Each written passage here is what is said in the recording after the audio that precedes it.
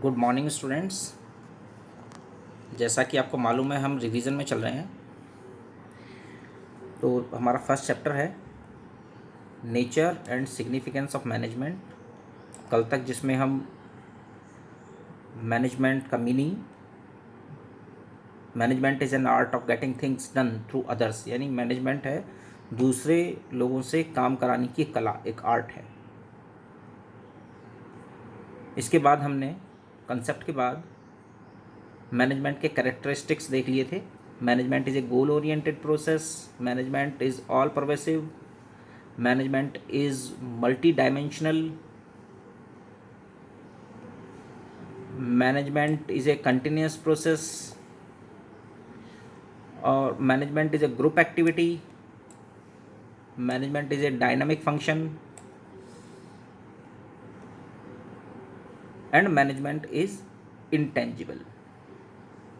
आज हम देखते हैं मैनेजमेंट के ऑब्जेक्टिव्स, यानी कि एम्स, टारगेट। मैनेजमेंट हम क्यों करते हैं, इसके उद्देश्य यानी ऑब्जेक्टिव्स क्या है। तो सबसे पहले हम ऑब्जेक्टिव्स को कैटेगराइज करते हैं। सबसे पहले हम देख सकते हैं ऑर्गेनाइजेशनल ऑब्जेक्टिव्स, सेकंड है सोशल ऑब्जेक्टिव्स, और थर्ड है पर्सनल ऑब्जेक्टिव्स। ठीक है, इनको हम एक नज़र में देखते हैं। फर्स्ट देखते हैं ऑर्गेनाइजेशनल ऑब्जेक्टिव्स। स्टूडेंट्स, अगर हम बिजनेस के पॉइंट ऑफ व्यू से देखें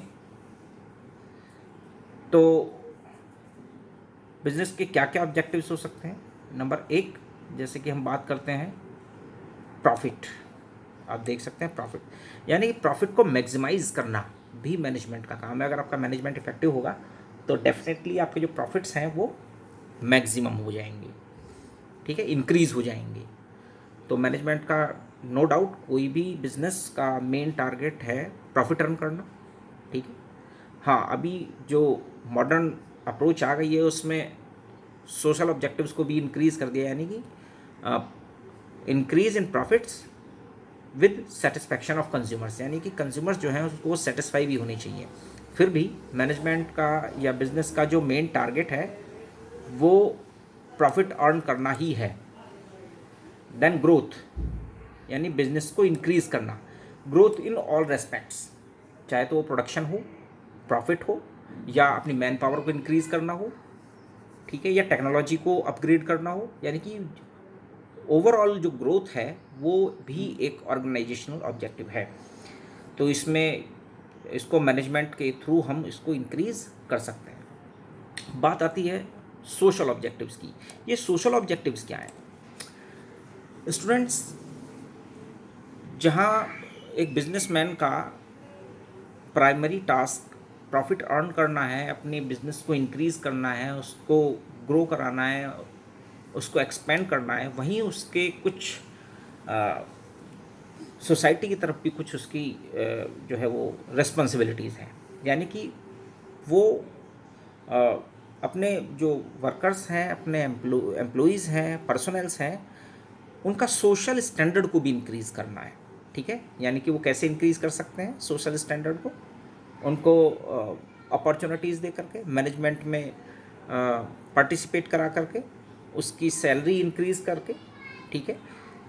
और उसको कई बार ऐसा भी होता है, हमने देखा है कि अच्छी कंपनीज़ हैं वो अपने जो अच्छे वर्कर्स हैं, जो अच्छा आउटपुट दे रहे हैं, उनको एक फॉरेन ट्रिप वगैरह भी करा देते हैं। तो उससे उनका ना सोशल स्टेटस जो है वो उनका इंक्रीज़ हो जाता है, यानी सोसाइटी इंक्रीज़ हो जाती है। तो ये भी एक टारगेट है कि सोशल ऑब्जेक्टिव्स को भी ध्यान में रखा जाता है, और सोशल ऑब्जेक्टिव्स को भी के थ्रू भी एम्प्लॉइज़ के स्टैंडर्ड वगैरह में इंक्रीज़ वो कर सकते हैं, ठीक है।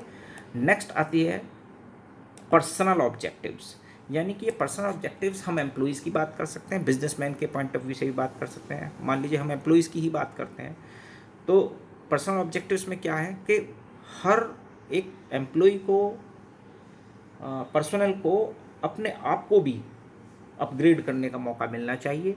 तो वो मैनेजमेंट के थ्रू से मिल जाता है। जैसे कि मान लीजिए जैसे ट्रेनिंग होती है, तो ट्रेनिंग के थ्रू उसके जो पर्सनल एबिलिटीज़ हैं, स्किल हैं, वो भी डेवलप करती हैं। तो इस तरह से भी जो है वो उनके पर्सनल ऑब्जेक्टिव्स को उनके एक्सपीरियंस को इंक्रीज़ किया जा सकता है, ट्रेनिंग के थ्रू उनको उनकी स्किल को और अच्छा बनाया जा सकता है। तो ये पर्सनल ऑब्जेक्टिव्स में आपका आ जाता है। तो जो भी जैसे कि हमने सैलरी इंक्रीज़ करना है ये भी, या जैसे कि हमने ट्रेनिंग वगैरह की बात की है, पर्सनल ग्रोथ डेवलपमेंट की बात करेंगे, डेवलपमेंट के अंदर आ जाता है जो भी एम्प्लॉइज़ का डेवलपमेंट है, यानी कि ये उनके पर्सनल ऑब्जेक्टिव्स होंगे। तो हमने देखा कि कुल 3 तरह के ऑब्जेक्टिव्स हमारे सामने थे। नंबर 1 हमने देखा बिजनेस ऑब्जेक्टिव्स यानी organisational objectives, number 2 social objectives, और नंबर 3 हमारे सामने है personal objectives of the employees कह सकते हैं आप इसको। तो ये ऑब्जेक्टिव्स ऑफ एम्प्लॉइज़ आज आपने एक बार फिर से देख लिया है। आप इस पर नोट्स बनाएं, उनको घर पे बैठ के पढ़िए।